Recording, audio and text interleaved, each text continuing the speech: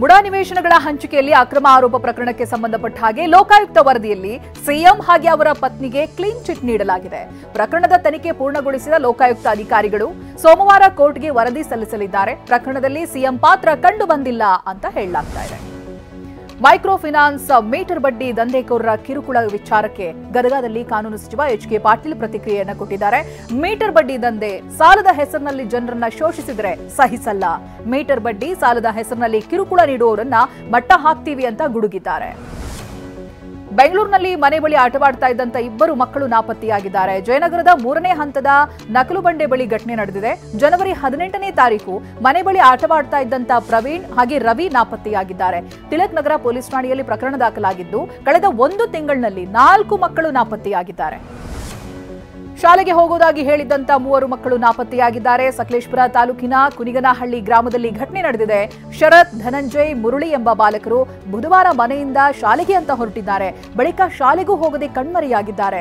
ಸದ್ಯ ಪೋಷಕರು ಆತಂಕಕ್ಕೊಳಗಾಗಿದ್ದಾರೆ.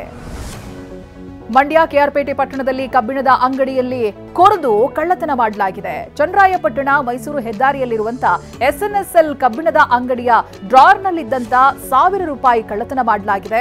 ಐನಾತಿ ಮುಸುಕುದಾರಿ ಕಳ್ಳನ ಚಲನವಲನ ಸಿಸಿ ಕ್ಯಾಮೆರಾದಲ್ಲಿ ಸೆರೆಯಾಗಿದೆ.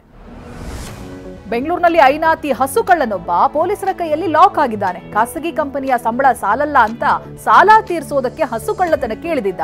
ಮಂಡ್ಯ ಮೂಲದ ಸೋಮಶೇಖರ್ ಕತೆಯನ್ನ ಕೇಳಿದಂತ ಪೊಲೀಸರೇ ಶಾಕ್ ಆಗಿದ್ದಾರೆ. 3 ಕಡೆ ಹಸು ಕಳ್ಳತನ ಕೇಸ್ಗೆ ಸಂಬಂಧಪಟ್ಟ ಹಾಗೆ ಸೋಮಶೇಖರ್ನನ್ನ ಬಂಧಿಸಲಾಗಿದೆ.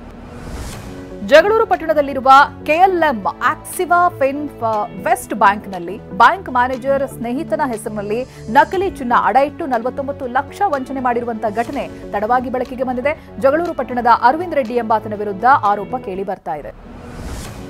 ಬೀದರ್ನ ಎಸ್ಪಿಪಿ ಕಾಲೋನಿಯಲ್ಲಿ ಹಾಡ ಹಗಲೆ ಮನೆಗೆ ನುಗ್ಗಿ ಚಿನ್ನಾಭರಣ ದೋಚಲಾಗಿದೆ. ಮಲ್ಲಿಕಾರ್ಜುನ ಮುದ್ದಣ್ಣ ಮನೆಯಲ್ಲಿದ್ದ 1 ಲಕ್ಷ ಮೌಲ್ಯದ ಚಿನ್ನ, 62,000 ನಗದನ್ನ ಕಳ್ಳರು ದೋಚಿದ್ದಾರೆ. ಜನವರಿ 20ನೇ ತಾರೀಕು ನಡೆದಿರುವಂತಹ ಘಟನೆ ತಡವಾಗಿ ಬೆಳಕಿಗೆ ಬಂದಿದೆ. 6 ಜನ ನಕ್ಸಲರು ಪೊಲೀಸ್ ಕಸ್ಟಡಿಯ ಅವಧಿ ಇವತ್ತು ಅಂತ್ಯವಾಗ್ತಾ ಇದೆ. ಪೊಲೀಸರು ಬೆಂಗಳೂರು ಎನ್ಐಎ ಕೋರ್ಟ್ಗೆ ಹಾಜರುಪಡಿಸಲಿದ್ದಾರೆ. 7 ದಿನ ಚಿಕ್ಕಮಗಳೂರು ಪೊಲೀಸ್ ಕಸ್ಟಡಿಗೆ ನೀಡಿ ಎನ್ಐಎ ಕೋರ್ಟ್ ಆದೇಶವನ್ನ ನೀಡಿತ್ತು. ಇಂದು ಕಸ್ಟಡಿ ಅಂತ್ಯಗೊಂಡಂತ ಕಾರಣ ಕೋರ್ಟ್ಗೆ ಹಾಜರುಪಡಿಸಲಿದ್ದಾರೆ. ಇಂದು ವಿವಿ ಸಾಗರ ಜಲಾಶಯಕ್ಕೆ ಸಿಎಂ ಹಾಗೆ ಡಿಸಿಎಂ ಬಾಗಿನ ಅರ್ಪಿಸಲಿದ್ದಾರೆ. ಈ ಬಗ್ಗೆ ಮಾಹಿತಿ ನೀಡಿದ ಸಚಿವ ಡಿ ಸುಧಾಕರ್ ಇವತ್ತು ಮಧ್ಯಾಹ್ನ 2 ಗಂಟೆಗೆ ಸಿಎಂ ಡಿಸಿಎಂ ಆಗಮಿಸಲಿದ್ದಾರೆ. 3ನೇ ಬಾರಿ ಕೋಡಿ ಬಿದ್ದಿರುವಂತಹ ಹಿನ್ನೆಲೆ ಸಿಎಂ ಹಾಗೆ ಡಿಸಿಎಂ ಬಾಗಿನ ಅರ್ಪಣೆ ಮಾಡಲಿದ್ದಾರೆ ಅಂತ ಹೇಳಿದರು. ಕುದುರೆ ಸವಾರಿಯಲ್ಲಿ ಬಂದ ದಲಿತ ಸಮುದಾಯದ ಮದುವೆ ಗಂಡಿಗೆ 200 ಪೊಲೀಸರ ಭದ್ರತೆಯನ್ನ ಒದಗಿಸಲಾಗಿದೆ. ರಾಜಸ್ಥಾನದ ಅಜ್ಮೀರ್ ಜಿಲ್ಲೆಯಲ್ಲಿ ಇಂತಹ ಪ್ರಸಂಗ ನಡೆದಿದೆ. ಮೇಲ್ಜಾತಿಯವರಿಂದ ತನಗೆ ಬೆದರಿಕೆ ಇದೆ ಅಂತ ಮದುವೆ ಗಂಡು ಜಿಲ್ಲಾಡಳಿತದ ಮೊರೆ ಹೋಗಿದ್ರು. ಹೀಗಾಗಿ 200 ಪೊಲೀಸರನ್ನ ಆತನ ಭದ್ರತೆಗೆ ನಿಯೋಜಿಸಲಾಗಿದೆ.